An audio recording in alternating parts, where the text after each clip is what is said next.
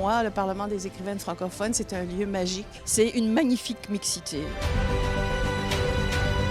Oui, on parle le français, mais on a des visions du monde tellement différentes. Ça nous amène à nous repenser et à nous repenser dans notre langue et dans les langues françaises. Le Parlement des écrivaines francophones est une formidable assemblée dynamique. J'ai même envie de dire que c'est une dynamite. Même si on n'est pas du même pays, même si on n'est pas de la même région, on se retrouve chez l'autre. À nous-mêmes, nous résumons la langue française, nous résumons un petit peu le côté féminin de l'humanité. Nous sommes le monde, très modestement, nous sommes le monde, allez.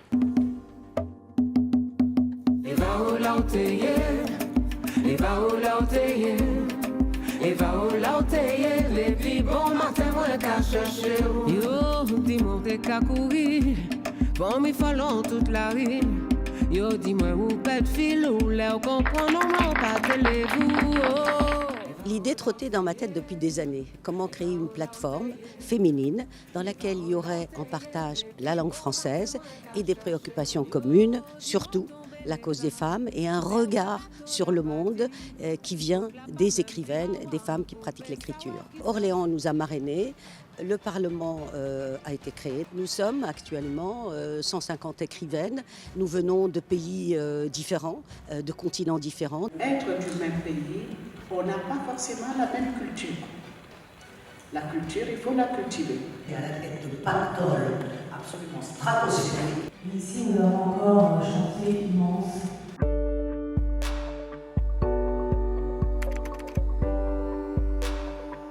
C'est avoir un espace de liberté où on peut dire des choses sans blesser les traditions. Littérature et féminisme, donc il faut une voix pour revendiquer ses droits, il faut une voix pour mener certains combats. Donc c'est ces deux termes qui se complètent à mon avis. Le corps agrippe le paysage, s'empare d'un regard du tracé noir. Fort des seules promesses d'ailleurs, par l'orgueil qui lui fouette le sang. Je pense qu'il y a une sorte d'évidence dans le fait de lire une poésie qui se déploie dans le sensible, dans l'émotion, dans le rapport au corps, pour comprendre que cette langue-là est une langue qui vient de très loin, qui est de cet archaïque féminin. Et je pense que le féminisme, il est agi dans le texte littéraire. Le fait d'aborder la littérature selon un point de vue féminin, je crois que c'est une autre perception, une autre vision du monde qui est proposée, une vision beaucoup plus complexe.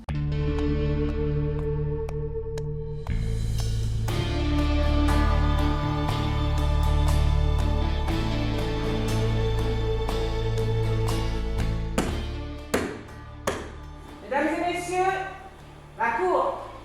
Nous allons donc juger. J'appelle d'abord les procureurs de l'accusation.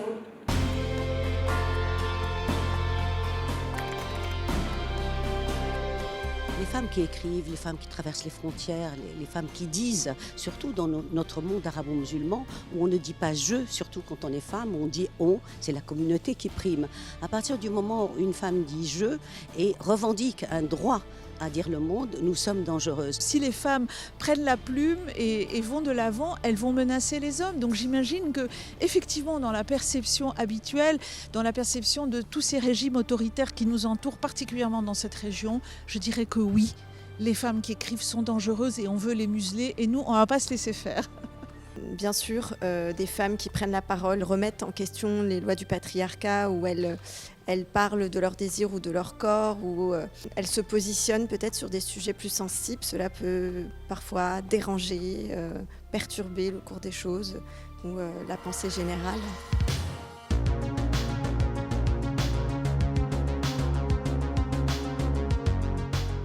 De quoi m'accuse-t-on en vérité ?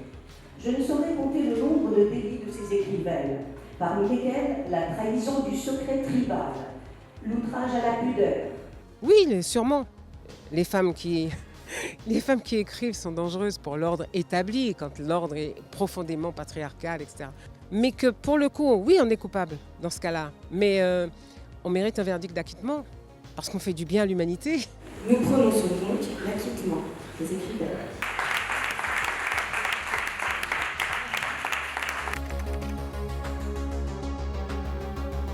Évidemment, c'est la cause de la scolarisation des femmes, la cause des Afghanes par exemple, qu'elles aient le droit d'aller à l'école. Je trouve ça vraiment terrifiant. C'est vraiment d'être à l'écoute de tout ce qui se passe dans le monde qui met en jeu et en péril la place des femmes sur une scène publique, mais aussi dans le monde littéraire.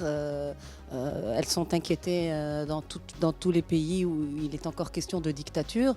Donc c'est vraiment être alerte et le rester sur la cause des femmes, mais pas seulement, de leur rapport au monde, de leur manière d'imaginer le monde. Nous travaillons avec les mots qui sont notre arme, les mots pour se dire, pour dire ce qui tue, les mots pour créer des ponts, les mots pour comprendre les autres.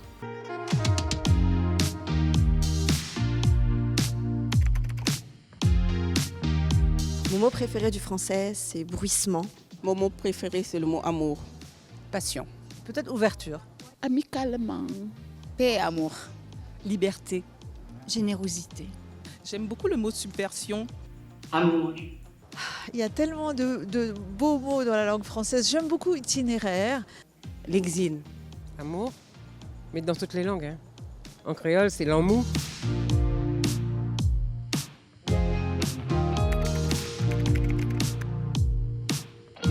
Quand vous avez le prix de la francophonie offert, vous siégez pendant 1 an parmi les membres jurés après votre prix.